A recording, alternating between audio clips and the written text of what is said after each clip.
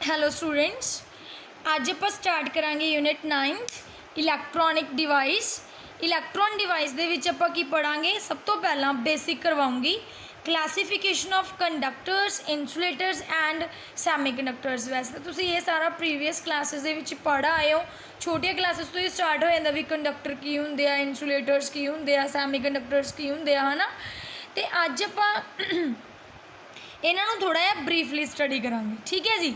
देखो फर्स्ट है conductors, insulators and सैमीकंडक्टर्स। इन्हां नूं स्टडी करवाउण तो पहला मैं तुहानूं कुछ बेसिक टर्म्स बारे जानकारी देना चाहांगी। वैसे तो आपां उन्हां नूं यूनिट सैकेंड दे विच पढ़ चुके हैं। वैसे तो तुहानूं मैं एक बार होर रिवाइज करवानी आ। देखो वो बेसिक टर्म्स किहड़ियां ने। रजिस्टेंस तुसी वैसे प्रीवियस क्लासिस विच छोटिया क्लासिस दे विच पढ़ी होगी, रजिस्टेंस एंड कंडक्टेंस। हुण रजिस्टेंस एंड कंडक्टेंस सिंपली तुसी जानते हो भी जिहड़ा रजिस्टेंस आ वो एक कंडक्टर की यह जी प्रॉपर्टी आ जिहड़ी करंट नूं रजिस्ट करदी है, मतलब कि करंट नूं रोकदी है। मतलब करंट नूं फ्लो होने तो रोकदी है, उहनूं बोलदे ने रजिस्टेंस, है ना।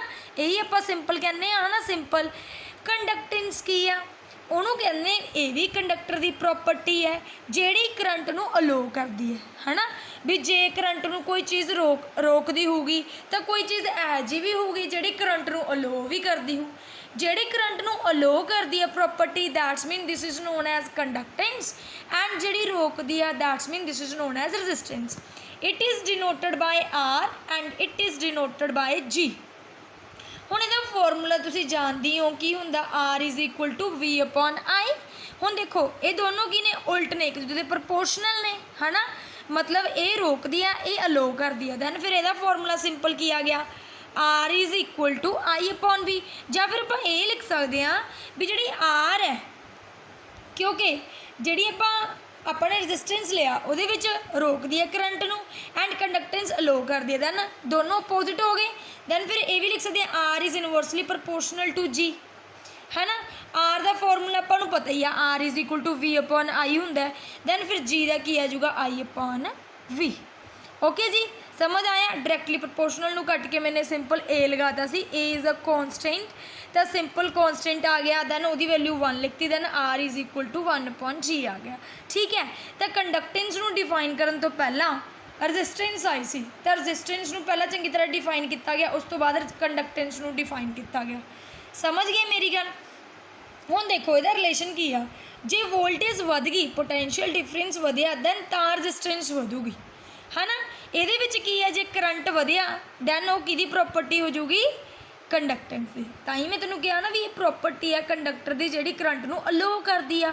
ਤਾਂ करंट ਵਧਿਆ दैन ਆਪਾਂ ਨੂੰ ਪਤਾ ਲੱਗ ਜੂ ਵੀ देयर इज़ अ कंडक्टेंस। ਤਾਂ ਵੀ ਇੱਥੇ कंडक्टेंस ਆ ਜਿਹੜੀ ਕੀ ਕਰ ਰਹੀ ਹੈ, करंट ਨੂੰ ਅਲੋ ਕਰ ਰਹੀ ਆ। समझ आ गया। ਹੁਣ मैं ਸਿੰਪਲ ਤੁਹਾਨੂੰ ਕੀ ਦੱਸ ਦਿਆਂਗੀ यूनिट्स। ਇਹਦੀ यूनिट तो ਤੁਹਾਨੂੰ पता ही हो, आर की यूनिट होंगी ओम। ਇਹਨੂੰ ਐਵੇਂ ਲਿਖ ਸਕਦੇ हो या फिर ਐਵੇਂ। देखो ये भी इनवर्सली हुई है ना, आर दी इनवर्सली है। दैन आर नूं आपां सिंपल देखो आर दी यूनिट ओम आ गई। दैन आपां इत्थे लिखांगे G is equal to 1 upon R आ गई, है ना।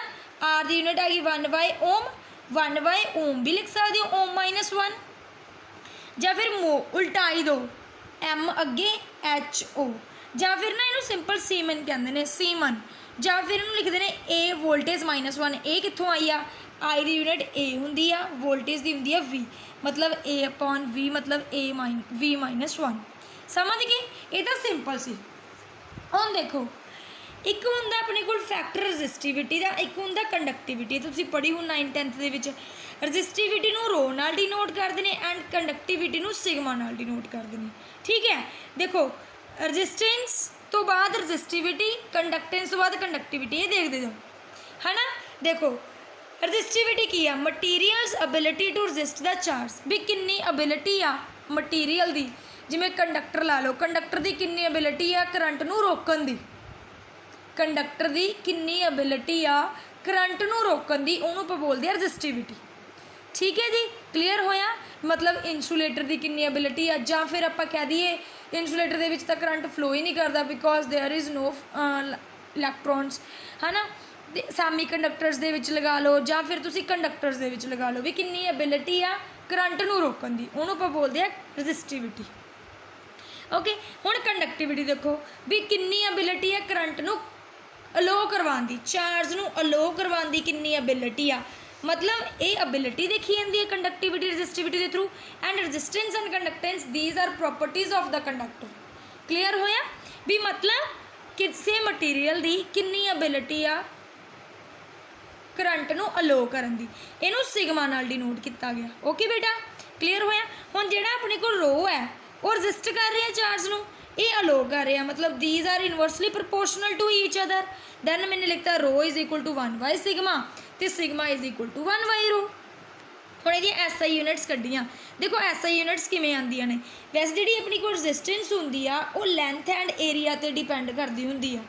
R is directly proportional to L upon A, R नूं डायरैक्टली प्रपोर्शनल नूं कट के आपां रो लगाने हुंदे आ है ना, L अपॉन A। रो दी यूनिट कड्डनी आपां ने, रो इधर आ गया, A अपॉन L आ गया, ठीक है। ए दी यूनिट हो गई मीटर स्केयर, रजिस्टेंस दी ओम ते L दी मीटर, एक मीटर नाल मीटर कट गया की रह गया ओम मीटर, इनू ओम मीटर लिख सकती हो या फिर ओम मीटर एवं। हुण ये उल्टी ने, इनू लिख सकते हो ओम -1 मीटर -1, इस तरह भी लिख सकते हो, या फिर ओम -1 नूं आपां सिंपल की कहने आ सीमन, सीमन कहने आ सीमन मीटर -1, ठीक है जी। ज़्यादातर आप आ दोनों यूज़ करांगे, ये दोनों ताई तुहानूं समझ आ सकते सी जे मैं रजिस्टेंस एंड कंडक्टेंस करवांदी, इस करके हुण तुहानूं मैनूं उम्मीद है भी तुहानूं ये वाली चीज़ां तुहानूं आंदियां भी होणगियां, एक बार रिवाइज हो गई ये चीज़। क्लीयर होया।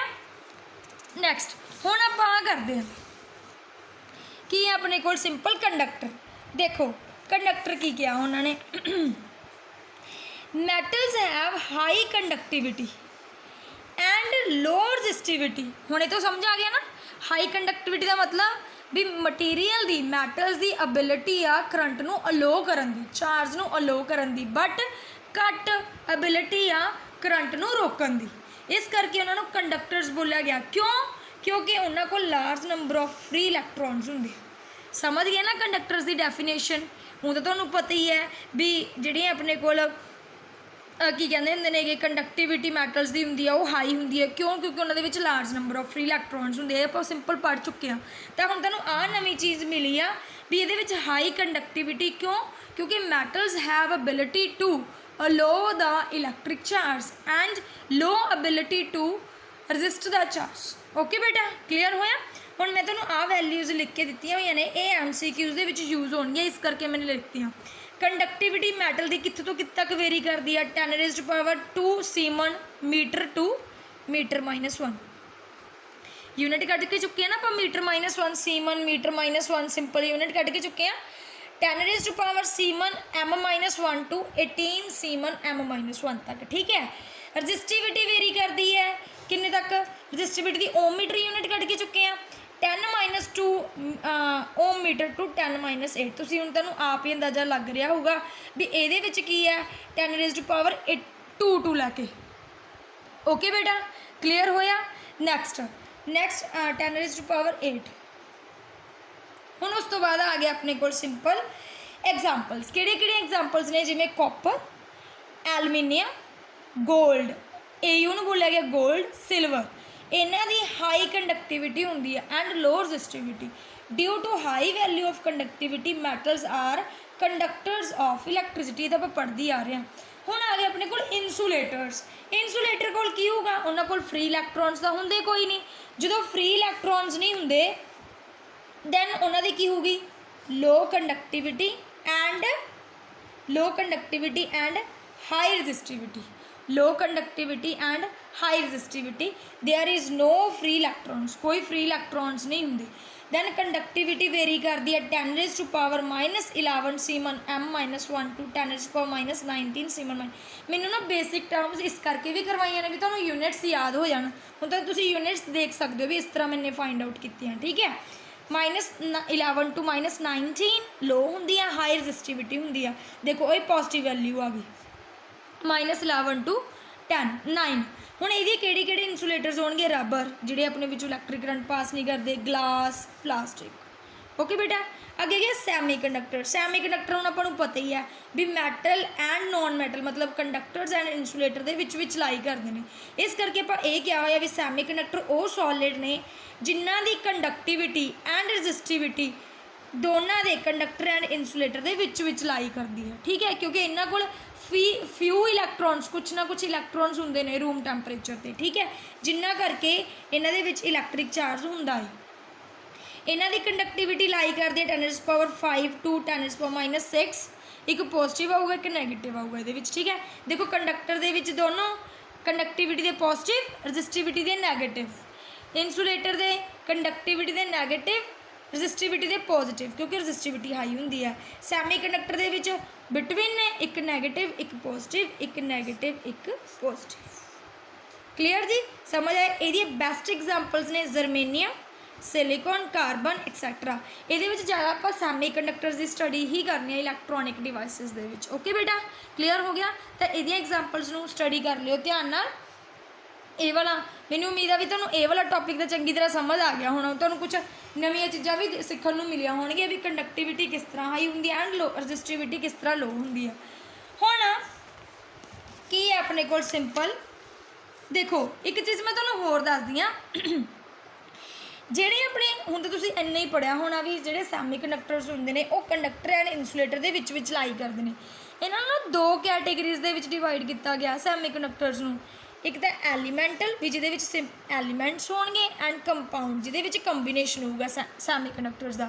ਐਲੀਮੈਂਟ ਜਿਵੇਂ silicon and germanium, these are best examples of semi ਕੰਡਕਟਰਸ।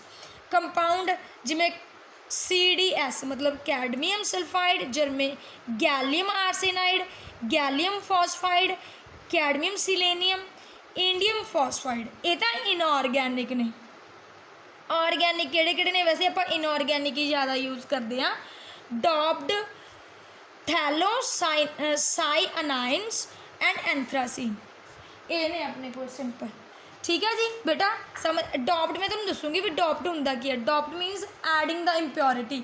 ਮੈਂ ਤੁਹਾਨੂੰ ਦੱਸੂੰਗੀ ਨੈਕਸਟ ਵੀਡੀਓਜ਼ ਦੇ ਵਿੱਚ ਵੀ ਡੋਪਿੰਗ ਦਾ ਮਤਲਬ ਕਿ ਡੋਪਿੰਗ ਮੀਨਸ ਆਪਾਂ ਪਤਾ ਕੀ ਕਰਿਆ ਕਰਾਂਗੇ ਵੀ ਇੰਪਿਓਰਿਟੀਜ਼ ਐਡ ਕਰਿਆ ਕਰਾਂਗੇ, ਵੀ ਕਿਸ ਤਰ੍ਹਾਂ ਇੰਪਿਓਰਿਟੀਜ਼ ਐਡ ਕਰਨੀਆਂ ਨੇ ਉਹ ਮੈਂ ਤੁਹਾਨੂੰ ਨੈਕਸਟ ਵੀਡੀਓ ਦੇ ਵਿੱਚ ਦੱਸੂੰਗੀ। ਓਕੇ ਬੇਟਾ। ਹੁਣ ਆ ਦੇਖੋ classification on the basis of band theory. ਹੁਣ ਜਿਹੜੇ ਆਪਾਂ conductor, insulator and semi ਕੰਡਕਟਰਸ the study ਕੀਤੀ ਹੈ ਸਿੰਪਲ ਵੇ ਦੇ ਵਿੱਚ, ਉਹਦੀ ਆਪਾਂ ਹੁਣ ਬੈਂਡ ਥਿਊਰੀ ਕਰਾਂਗੇ। ਬੈਂਡ ਥਿਊਰੀ ਮੈਂ ਤੁਹਾਨੂੰ ਦੱਸਦੀ ਹਾਂ, ਇਸ ਤਰ੍ਹਾਂ ਦੇ ਬੈਂਡਸ ਬਣਾਵਾਂਗੇ, ਠੀਕ ਹੈ। ਇਹ ਕਿਸ ਤਰ੍ਹਾਂ ਦੇ ਮਤਲਬ ਦੋ ਤਰ੍ਹਾਂ ਦੇ ਬੈਂਡ ਹੋਣਗੇ ਬੈਂਡ ਥਿਊਰੀ ਦੇ ਵਿੱਚ। ਦੋ ਤਰ੍ਹਾਂ ਦੇ ਬੈਂਡ ਦੇਖਾਂਗੇ, ਵੇਲੈਂਸ ਬੈਂਡ ਐਂਡ ਕੰਡਕਸ਼ਨ ਬੈਂਡ, ਠੀਕ ਹੈ। ਇਹ ਕਿਸ ਤਰ੍ਹਾਂ ਸਟੱਡੀ ਕਰਨੇ ਆ ਦੇਖੋ। ਸਭ ਤੋਂ ਪਹਿਲਾਂ ਆ ਗਿਆ ਕੰਡਕਟਰ। ਜਿਹੜਾ ਕੰਡਕਟਰ ਹੈ ਇਹਦੇ ਵਿੱਚ ਸਿੰਪਲ ਕੀ ਹੁੰਦਾ ਇਹਦੇ ਵਿੱਚ ਸਿੰਪਲ ਇਹ ਹੁੰਦਾ ਹੈ ਵੀ ਇਹਦੇ ਵਿੱਚ ਕੀ ਹੈ, ਬਹੁਤ large number of electrons free ਪਏ ਹੁੰਦੇ ਆ। ਜਦੋਂ large number of electrons free ਪਏ ਹੁੰਦੇ ਆ ਦੈਨ ਉਹ ਇਲੈਕਟ੍ਰੋਨ ਕਿੱਥੇ ਪਏ ਹੁੰਦੇ ਆ? ਉਹ ਇਲੈਕਟ੍ਰੋਨ ਵੇਲੈਂਸ ਬੈਂਡ ਦੇ ਵਿੱਚ ਪਏ ਹੁੰਦੇ ਇੱਥੇ ਗਰਾਊਂਡ ਸਟੇਟ 'ਤੇ। ਫਿਰ ਉਹ ਕੀ ਕਰਦੇ ਨੇ, ਜਦੋਂ ਫ੍ਰੀ ਇਲੈਕਟ੍ਰੋਨਸ ਪਏ ਹੋਏ ਨੇ ਇਹਨਾਂ ਨੂੰ ਕਿਸੇ ਐਕਸਟਰਨਲ ਫੀਲਡ ਦੀ ਲੋੜ ਨਹੀਂ ਪੈਂਦੀ, ਕਿਸੇ ਫੀਲਡ ਦੀ ਜ਼ਰੂਰਤ ਨਹੀਂ ਪੈਂਦੀ ਉੱਪਰ ਜਾਣ ਦੇ ਲਈ, ਠੀਕ ਹੈ। ਆਹ ਹੁੰਦਾ ਆਪਣੇ ਕੋਲ ਆਹ ਦੋ ਫੀਲਡ ਹੁੰਦੇ, ਪਹਿਲਾਂ ਇਹ ਸਮਝੋ ਆਹ ਵੇਲੈਂਸ ਬੈਂਡ ਹੁੰਦਾ, ਆਹ ਕੰਡਕਸ਼ਨ ਬੈਂਡ ਹੁੰਦਾ। ਅਤੇ ਇਹਨਾਂ ਦੇ ਵਿੱਚ ਵਾਲਾ ਜਿਹੜਾ ਆਉਂਦਾ ਸਾਰਾ ਆਹ ਕੰਡਕਸ਼ਨ ਬੈਂਡ ਹੀ ਹੈ ਕਿਉਂਕਿ ਇਹਦੇ ਵਿੱਚ ਕੋਈ ਗੈਪ ਨਹੀਂ ਹੁੰਦਾ। ਹੁਣ ਦੇਖੋ ਆਹ EG ਦਾ ਮਤਲਬ ਕੀ ਹੁੰਦਾ, EG 0 ਇਲੈਕਟ੍ਰੋਨ ਵੋਲਟ। ਇਹ ਮੈਂ ਕਿਉਂ ਲਿਖਿਆ? ਇਹਨੂੰ ਬੋਲਦੇ ਨੇ forbidden energy gap is equal to 0 electron volt. ਮਤਲਬ ਕਿ ਇਹਦੇ ਕੋਲ ਕੋਈ ਐਨਰਜੀ ਦੀ ਇਹਨੂੰ ਜ਼ਰੂਰਤ ਨਹੀਂ ਹੈਗੀ, ਐਨਰਜੀ ਦੀ ਜ਼ਰੂਰਤ ਨਹੀਂ ਹੈਗੀ। ਮਤਲਬ ਇਹ ਐਨਰਜੀ ਗੈਪ ਉਦੋਂ ਬਣਦਾ ਜਦੋਂ ਇਹਨਾਂ ਦੋਨਾਂ ਦੇ ਵਿੱਚ ਡਿਫਰੈਂਸ ਹੋਵੇ। ਹੁਣ ਤਾਂ ਇਹਦੇ ਨਾਲ ਨਾਲ ਹੀ ਪਏ ਹੋਏ ਨੇ। ਆਹ ਵੇਲੈਂਸ ਬੈਂਡ ਖਤਮ ਹੋ ਗਿਆ, ਇੱਥੋਂ ਹੀ ਕੰਡਕਸ਼ਨ ਬੈਂਡ ਸਟਾਰਟ ਹੋ ਗਿਆ। ਹੁਣ ਮੈਂ ਤੁਹਾਨੂੰ ਅੱਗੇ ਦੀ ਅੱਗੇ ਦੱਸਦੀ ਜਾਊਂਗੀ ਵੀ ਇਨਸੂਲੇਟਰ ਦੇ ਵਿੱਚ ਕਿਵੇਂ ਫੋਰਬਿਡਨ ਗੈਪ ਵੱਧਦਾ ਜਾਂਦਾ ਹੈ, ਸੈਮੀ ਕੰਡਕਟਰ ਦੇ ਵਿੱਚ, ਫਿਰ ਤੁਹਾਨੂੰ ਸਮਝ ਆਊ, ਠੀਕ ਹੈ ਜੀ। ਕਿਉਂਕਿ ਜਿਹੜੇ ਵੇਲੈਂਸ ਬੈਂਡ ਦੇ ਵਿੱਚ ਇਲੈਕਟ੍ਰੋਨਸ ਪਏ ਹੁੰਦੇ ਨੇ ਕੰਡਕਟਰ ਦੇ ਵਿੱਚ, ਹੁਣ ਇਹਦੇ ਵਿੱਚ ਕੋਈ ਵੀ ਐਨਰਜੀ ਦੀ ਇਹਨੂੰ ਜ਼ਰੂਰਤ ਨਹੀਂ ਪੈਂਦੀ, ਸਿੰਪਲੀ ਉੱਪਰ ਚਲੇ ਜਾਂਦੇ ਨੇ ਕੰਡਕਸ਼ਨ ਬੈਂਡ ਦੇ ਵਿੱਚ। ਜਦੋਂ ਕੰਡਕਸ਼ਨ ਬੈਂਡ ਦੇ ਵਿੱਚ ਚਲੇ ਗਏ ਸਿੰਪਲ ਹੈ ਨਾ, ਦੈਨ ਜਦੋਂ ਕੰਡਕਸ਼ਨ ਬੈਂਡ ਦੇ ਵਿੱਚ ਚਲੇ ਗਏ ਉਦੋਂ ਹੀ ਉਹ ਇਲੈਕਟ੍ਰਿਕ ਕਰੰਟ ਨੂੰ ਪ੍ਰੋਡਿਊਸ ਕਰਨਗੇ। ਕਿਉਂਕਿ ਕੰਡਕਸ਼ਨ ਬੈਂਡ ਦਾ ਮਤਲਬ ਹੀ ਇਹ ਆ ਵੀ ਉਹ ਕਰੰਟ ਨੂੰ ਕੰਡਕਟ ਕਰਦੀ ਹੈ, ਇਲੈਕਟ੍ਰਿਕ ਚਾਰਜ ਨੂੰ ਕੰਡਕਟ ਕਰਦੀ ਹੈ। ਵੇਲੈਂਸ ਬੈਂਡ ਦੇ ਵਿੱਚ ਤਾਂ ਉਹ ਫ੍ਰੀ ਪਏ ਹੋਏ ਨੇ, ਜਦੋਂ ਹੀ ਉਹ ਕੰਡਕਸ਼ਨ ਬੈਂਡ ਦੇ ਵਿੱਚ ਜਾਂਦੇ ਨੇ ਦੈਨ ਉਹ ਕੀ ਪ੍ਰੋਡਿਊਸ ਕਰਦੇ ਨੇ, ਇਲੈਕਟ੍ਰਿਕ ਕਰੰਟ ਨੂੰ ਪ੍ਰੋਡਿਊਸ ਕਰਦੇ ਨੇ। ਓਕੇ ਬੇਟਾ, ਇਹ ਤਾਂ ਇੱਕ ਪੋਸੀਬਿਲਿਟੀ ਹੈ ਕੰਡਕਟਰਸ ਦੀ ਸਿੰਪਲ। ਆ ਦੇਖੋ, it is the lowest level in the conduction band is lower than the highest level of valence band. ਇਹਦਾ ਮਤਲਬ ਕੀ ਆ ਵੀ ਕੰਡਕਸ਼ਨ ਬੈਂਡ ਦੇ ਵਿੱਚ ਤਾਂ ਹਾਲੇ ਕੋਈ ਵੀ ਇਲੈਕਟ੍ਰੋਨ ਨਹੀਂ ਪਿਆ ਹੋਇਆ, ਵੈਲੈਂਸ ਬੈਂਡ ਦੇ ਵਿੱਚ ਫੁੱਲ ਪਿਆ ਹੋਇਆ ਹੋ, ਹੈ ਨਾ। So electron can easy move to conduction band, ਕਿਉਂਕਿ ਇਹਦੇ ਵਿੱਚ એનર્ਜੀ ਦੀ ਆਪਾਂ ਨੂੰ ਜ਼ਰੂਰਤ ਨਹੀਂ, ਸਿੰਪਲ ਉਹ ਵੈਲੈਂਸ ਬੈਂਡ ਤੋਂ ਕੰਡਕਸ਼ਨ ਬੈਂਡ ਦੇ ਵਿੱਚ ਚਲੇ ਜਾਣਗੇ, ਕੋਈ ਹੀਟ ਦੀ ਜ਼ਰੂਰਤ ਨਹੀਂ, ਕੋਈ ਫੀਲਡ ਦੀ ਜ਼ਰੂਰਤ ਨਹੀਂ। ਨਾਰਮਲੀ ਕੰਡਕਸ਼ਨ ਬੈਂਡ ਤਾਂ ਐਮਪਟੀ ਹੁੰਦਾ, ਬਟ ਜਦੋਂ ਵੈਲੈਂਸ ਬੈਂਡ ਤੋਂ ਕੰਡਕਸ਼ਨ ਬੈਂਡ ਦੇ ਵਿੱਚ ਇਲੈਕਟ੍ਰੋਨਸ ਜਾਂਦੇ ਨੇ ਤਾਂ ਉਹ ਦੋ ਪੋਸੀਬਿਲਿਟੀਜ਼ ਕ੍ਰੀਏਟ ਕਰਦੇ ਨੇ, ਜਾਂ ਤਾਂ ਸਿੰਪਲੀ ਚਲੇ ਜਾਂਦੇ ਨੇ, ਹੈ ਨਾ, ਜਿੱਦਾਂ ਸਿੰਪਲ ਚਲੇ ਜਾਂਦੇ ਨੇ। ਸਿੰਪਲ ਕਿਹਦੇ ਲਈ ਜਾਂਦੇ ਨੇ, ਹੁਣ ਇਹ ਦੇਖੋ ਵੀ ਜਿਨ੍ਹਾਂ ਲਈ એનર્ਜੀ ਗੈਪ ਜ਼ੀਰੋ ਹੁੰਦਾ ਉਹ ਕਿੰਨਾ ਲਈ ਹੁੰਦਾ, ਆਲਮੋਸਟ ਆਲ ਥਰਡ ਗਰੁੱਪ ਐਲੀਮੈਂਟਸ ਸੱਚ ਐਜ਼ ਐਲੂਮੀਨੀਅਮ, ਗੈਲੀਅਮ, ਇੰਡੀਅਮ ਐਸੈਟਰਾ, ਜਾਂ ਫਿਰ ਆਲ ਦ ਐਲਕਲੀ ਮੈਟਲ ਜਿਵੇਂ ਲੀਥੀਅਮ, ਸੋਡੀਅਮ, ਪੋਟਾਸ਼ੀਅਮ, ਜਾਂ ਫਿਰ ਆਲ ਦ ਨੋਬਲ ਮੈਟਲਸ ਜਿਵੇਂ ਕਾਪਰ, ਸਿਲਵਰ, ਗੋਲਡ। ਇਹਨਾਂ ਦਾ એનર્ਜੀ ਗੈਪ ਜ਼ੀਰੋ ਹੁੰਦਾ, ਇਹਦੇ ਵਿੱਚ ਕੋਈ ਫੀਲਡ ਦੀ ਜ਼ਰੂਰਤ ਨਹੀਂ, ਕੋਈ એનર્ਜੀ ਦੀ ਜ਼ਰੂਰਤ ਨਹੀਂ, ਸਿੰਪਲ ਵੈਲੈਂਸ ਬੈਂਡ ਤੋਂ ਕੰਡਕਸ਼ਨ ਬੈਂਡ ਦੇ ਵਿੱਚ ਚਲੇ ਜਾਣਗੇ ਇਲੈਕਟ੍ਰੋਨ। ਬਟ ਹੁਣ ਕੀ ਹੁੰਦਾ, ਸਿੰਪਲ ਆਪਣੇ ਕੋਲ ਕੀ ਹੁੰਦਾ, ਜਦੋਂ ਸੈਕਿੰਡ ਪੋਸੀਬਿਲਿਟੀ ਆਵੇ, ਸੈਕਿੰਡ ਪੋਸੀਬਿਲਿਟੀ ਦੇ ਵਿੱਚ ਕੀ ਹੁੰਦਾ ਨਾ, ਇਲੈਕਟ੍ਰੋਨ ਬਹੁਤ ਜ਼ਿਆਦਾ ਨੇ ਕੰਡਕਟਰਸ ਦੇ ਵਿੱਚ, ਹੈ ਨਾ। ਜਦੋਂ ਇਲੈਕਟ੍ਰੋਨ ਜ਼ਿਆਦਾ ਨੇ ਤਾਂ ਉਹ ਕੀ ਕਰ ਦਿੰਦੇ ਨੇ, ਵੈਲੈਂਸ ਬੈਂਡ ਦੇ ਨਾਲ ਜਿਹੜਾ ਕੰਡਕਸ਼ਨ ਬੈਂਡ ਹੈ ਨਾ ਉਹ ਓਵਰਲੈਪ ਕਰ ਜਾਂਦਾ।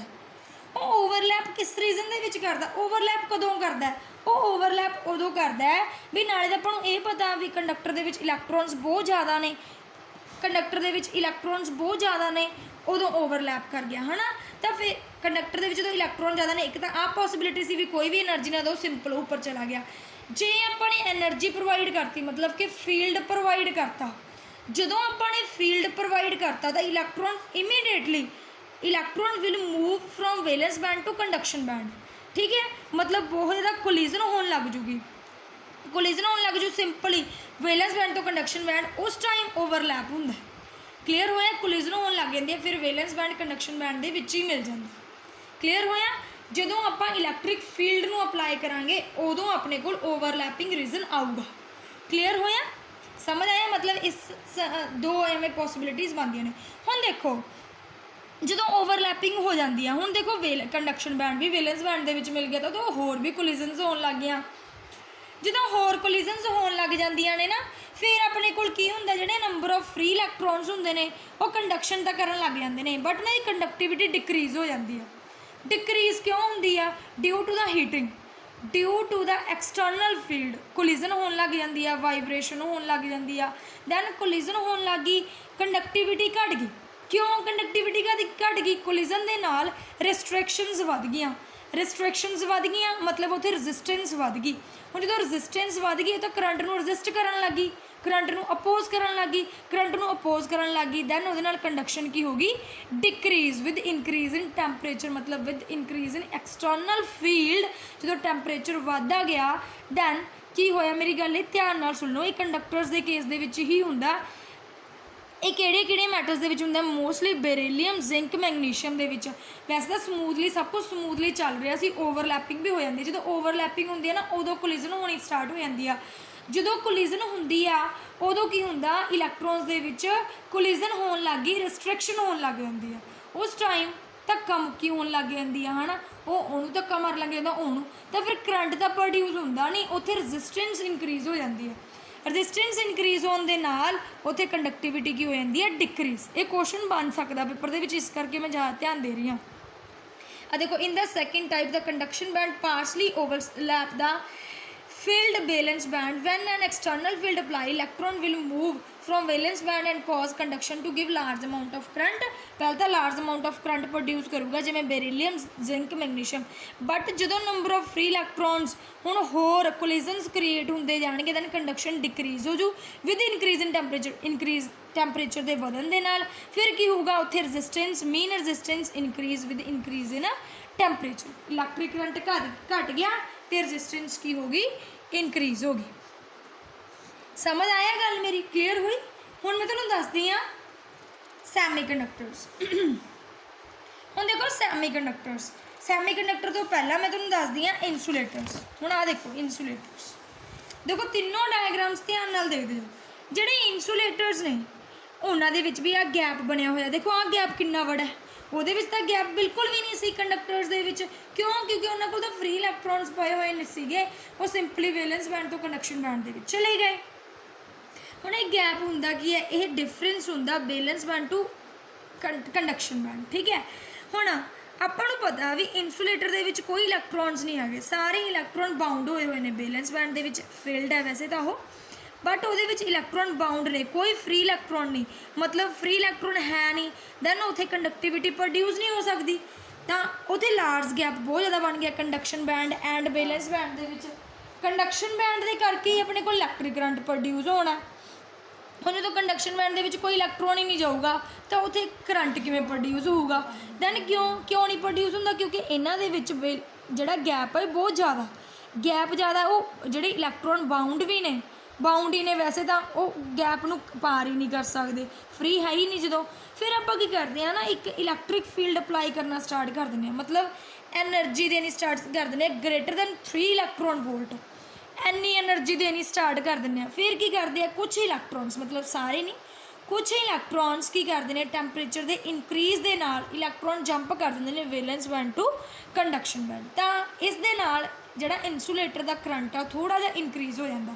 ਇਹਦੇ ਵਿੱਚ ਆਪਾਂ ਕੀ ਕਹਾਂਗੇ ਵੀ ਰੈਜ਼ਿਸਟੈਂਸ, ਜਦੋਂ ਕਰੰਟ ਇਨਕਰੀਜ਼ ਹੋ ਗਿਆ, ਕਰੰਟ ਚੱਲਣ ਲੱਗ ਗਿਆ ਇਨਸੂਲੇਟਰਸ ਦੇ ਵਿੱਚ, ਜਦੋਂ ਆਪਾਂ ਨੇ ਐਨਰਜੀ ਨੂੰ ਵਧਾਇਆ, ਇਲੈਕਟ੍ਰਿਕ ਫੀਲਡ ਅਪਲਾਈ ਕੀਤਾ, ਤਾਂ ਕੀ ਹੋਇਆ, ਇਨਸੂਲੇਟਰ ਦਾ ਕਰੰਟ ਵਧ ਗਿਆ। ਜਦੋਂ ਕਰੰਟ ਵਧਿਆ ਦੈਨ ਰੈਜ਼ਿਸਟੈਂਸ ਕੀ ਹੋ ਗਈ, decrease with increase in temperature. ਇਹ ਵਾਲਾ ਨਾ ਕੁਐਸਚਨ ਬਣ ਸਕਦਾ ਵੀ ਇਹਦੇ ਵਿੱਚ ਡਿਕਰੀਜ਼ ਕਿਉਂ ਹੁੰਦੀ ਹੈ with increase in temperature, and conductor ਦੇ ਵਿੱਚ ਇਨਕਰੀਜ਼ ਕਿਉਂ ਹੁੰਦੀ ਹੈ with increase in temperature. Okay ਬੇਟਾ, ਸਮਝ ਆਇਆ? ਹੁਣ ਦੇਖੋ ਲਾਸਟ ਆਪਣੇ ਕੋਲ ਸੈਮੀ ਕੰਡਕਟਰ ਹੈ।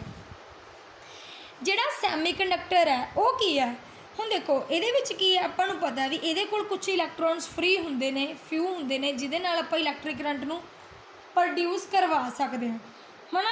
If some electron from valence band gain external energy to cross the energy gap between valence band and conduction band, then these electron will move to conduction band.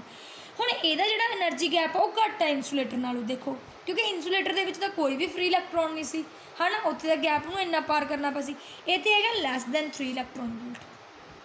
ਠੀਕ ਹੈ, ਇੱਥੇ ਆਪਾਂ ਕੁਛ electric field ਉੱਤੇ apply ਕਰਦੇ ਹਾਂ, then electric field apply ਕਰਨ ਦੇ ਨਾਲ, એનર્ਜੀ ਪ੍ਰੋਵਾਈਡ ਕਰਨ ਦੇ ਨਾਲ ਜਿਹੜੇ ਇਲੈਕਟ੍ਰੋਨ ਨੇ ਵੈਲੈਂਸ ਬੈਂਡ ਤੋਂ ਕੁਛ ਕੰਡਕਸ਼ਨ ਬੈਂਡ ਦੇ ਵਿੱਚ ਚਲੇ ਜਾਂਦੇ ਨੇ।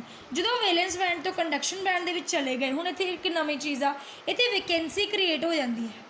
ਵੈਕੈਂਸੀ ਦਾ ਮਤਲਬ ਉੱਥੇ ਹੁਣ ਜਿਵੇਂ ਮੰਨ ਲਓ ਆਹ ਇਲੈਕਟ੍ਰੋਨਸ ਨੇ, ਹੈ ਨਾ, ਆਹ ਇਲੈਕਟ੍ਰੋਨ ਉੱਪਰ ਚਲੇ ਗਏ, ਇਹਨਾਂ ਦੀ ਜਗ੍ਹਾ ਖਾਲੀ ਹੋ ਗਈ, ਉਹ ਖਾਲੀ ਜਗ੍ਹਾ ਨੂੰ ਵੈਕੈਂਸੀ ਬੋਲਦੇ ਨੇ। ਖਾਲੀ ਜਗ੍ਹਾ ਤੁਹਾਨੂੰ ਪਤਾ ਹੀ ਹੈ ਵੈਕੈਂਸੀ ਬੋਲਦੇ ਨੇ, ਹੈ ਨਾ। ਹੁਣ ਉਹ ਕੀ ਹੁੰਦਾ, ਜਦੋਂ ਵੈਕੈਂਸੀ ਬੋਲਦੇ ਨੇ, ਉਸ ਖਾਲੀ ਜਗ੍ਹਾ ਨੂੰ ਆਪਾਂ ਵੈਕੈਂਸੀ ਬੋਲਿਆ, ਇਹਨੂੰ ਹੋਲ ਬੋਲਦੇ ਨੇ। ਕੀ ਬੋਲਦੇ ਨੇ? ਹੋਲ ਬੋਲਦੇ ਨੇ। ਇਲੈਕਟ੍ਰੋਨ ਦਾ ਆਪਾਂ ਨੂੰ ਪਤਾ ਹੀ ਹੈ, ਸਿੰਪਲ ਇਲੈਕਟ੍ਰੋਨਸ 'ਤੇ ਨੈਗੇਟਿਵ ਚਾਰਜ ਹੁੰਦਾ, ਜਿਹੜੇ ਵੈਕੈਂਸੀ ਕ੍ਰੀਏਟ ਕਰਕੇ ਜਾਂਦਾ ਉੱਥੇ ਹੁਣ ਕੋਈ ਵੀ ਚਾਰਜ ਨਹੀਂ ਰਿਹਾ, ਆਪਾਂ ਕੀ ਕਹਿੰਦੇ ਹਾਂ, ਉੱਥੇ ਡੈਫੀਸ਼ੀਐਂਸੀ ਹੋ ਗਈ। ਮਤਲਬ ਹੋਲਸ ਦੇ ਉੱਪਰ ਕਿਹੜਾ ਚਾਰਜ ਹੁੰਦਾ? ਪੋਜ਼ੀਟਿਵ। ਮਤਲਬ ਸੈਮੀ ਕੰਡਕਟਰ ਦੋ ਚਾਰਜਸ ਕੈਰੀਅਰ ਤੋਂ ਮਿਲ ਕੇ ਬਣਿਆ ਹੁੰਦਾ, ਇਲੈਕਟ੍ਰੋਨ ਐਂਡ ਹੋਲਸ। ਇਹ ਤੁਹਾਨੂੰ ਨਵੀਂ ਗੱਲ ਪਤਾ ਲੱਗੀ ਨਾ ਵੀ ਜਿਹੜਾ ਸੈਮੀ ਕੰਡਕਟਰ ਹੈ ਉਹ ਦੋ ਚਾਰਜ ਕੈਰੀਅਰਸ ਤੋਂ ਮਿਲ ਕੇ ਬਣਿਆ। one is electron and another one is hole. Electron carry negative charge and hole carry positive charge. ਹੁਣ ਆ ਦੇਖੋ, semiconductor are solid for which valence band is completely filled and 0 Kelvin ਆ line ਬਹੁਤ important ਹੈ। 0 Kelvin temperature ਵਧਾਇਆ ਨਹੀਂ, conduction band empty ਆ, ਕੋਈ ਵੀ ਇਲੈਕਟ੍ਰੋਨ ਉੱਪਰ ਨਹੀਂ ਗਿਆ। ਠੀਕ ਹੈ, there is a small gap ਹੀ ਹੈ, E less than 3 electron volt between the conduction and। ਹੁਣ ਆਹ ਨਾ ਦੋਨੇ ਚੀਜ਼ਾਂ ਯਾਦ ਰੱਖਿਓ ਵੀ ਜਿਹੜਾ ਜਰਮੇਨੀਅਮ ਅਤੇ ਸਿਲੀਕੋਨ ਮੈਂ ਤੁਹਾਨੂੰ ਦੱਸਿਆ ਨਾ ਇੰਪੋਰਟੈਂਟ ਨੇ, ਇਹਦਾ એનર્ਜੀ ਗੈਪ ਮਤਲਬ ਆਹ ਵਾਲਾ ਗੈਪ 0.75 to 0.78 ਇਲੈਕਟ੍ਰੋਨ ਵੋਲਟ ਹੁੰਦਾ ਹੈ, ਐਂਡ ਸਿਲੀਕੋਨ ਦਾ 1.15 electron volt to 1.21 electron volt ਹੁੰਦਾ। ਠੀਕ ਹੈ, ਜਦੋਂ ਆਪਾਂ ਨੇ ਰੂਮ ਟੈਂਪਰੇਚਰ 'ਤੇ ਲੈ ਆਂਦਾ, ਮਤਲਬ 0 Kelvin ਤੋਂ ਵਧਾਤਾ, ਇਲੈਕਟ੍ਰੋਨ ਕੀ ਹੁੰਦੇ ਆ, ਕੁਛ ਇਲੈਕਟ੍ਰੋਨ ਸਫੀਸ਼ੀਐਂਟ ਅਮਾਊਂਟ ਦੀ ਥਰਮਲ ਐਨਰਜੀ ਨੂੰ ਗੇਨ ਕਰ ਲੈਂਦੇ ਨੇ। ਜਦੋਂ ਗੇਨ ਕਰ ਲੈਂਦੇ ਨੇ ਮਤਲਬ ਗਰਮ ਹੋ ਜਾਂਦੇ ਨੇ, ਹੀਟ ਹੋਣ ਲੱਗ ਜਾਂਦੇ ਨੇ। ਜਦੋਂ ਹੀਟ ਹੋ ਗਏ, ਹੀਟਿੰਗ ਹੋਣ ਲੱਗ ਗਈ, ਟੈਂਪਰੇਚਰ ਇਨਕਰੀਜ਼ ਹੋਣ ਲੱਗ ਗਿਆ, ਦੈਨ ਜਿਹੜੇ ਇਲੈਕਟ੍ਰੋਨ ਨੇ may jump from the valence band to conduction band.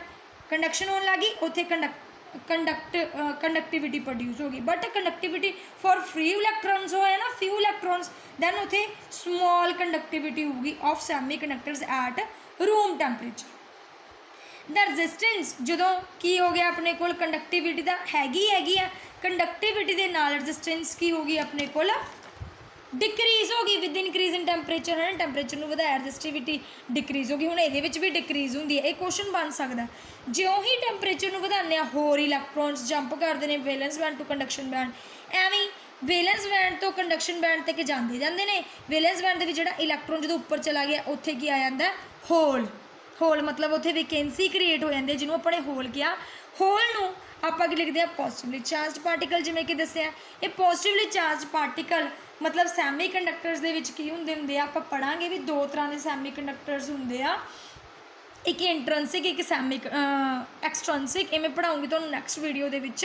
उस दे विच मैं तुहानूं दसूँगी भी जिहड़े नंबर ऑफ होल्स होंदे आ ना ओह इक्वल रहने चाहिए ने नंबर ऑफ इलैक्ट्रॉन्स वो किस तरह इक्वल रहते हैं मैं तुहानूं दसूँगी ये अगली वीडियो दे विच। देखो मैंने लिखी हुई है द होल्स में considered as positively charge particle having charge equal to that of electron. मतलब जिन्ने होल होंगे उन्ने इलैक्ट्रॉन्स होंगे बट अपोजिट साइन मतलब एक तो पॉजिटिव एक तो नैगेटिव चार्ज।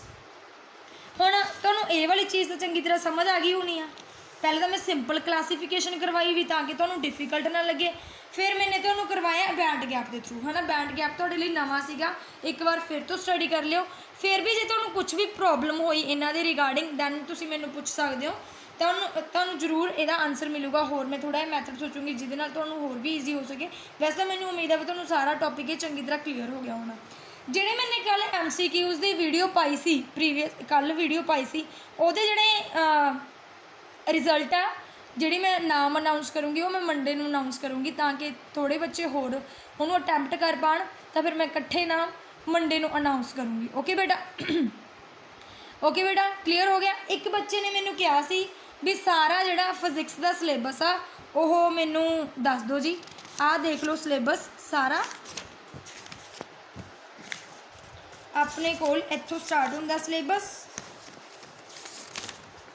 इत्थों आ देखो फर्स्ट यूनिट इलैक्ट्रोस्टैटिक्स आ फर्स्ट यूनिट है तो आ अपने को सारी फर्स्ट यूनिट ही आ रही है देख लो।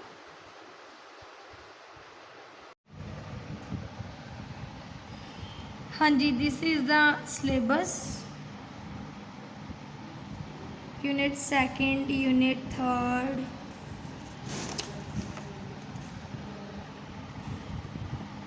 Unit fourth unit fifth sixth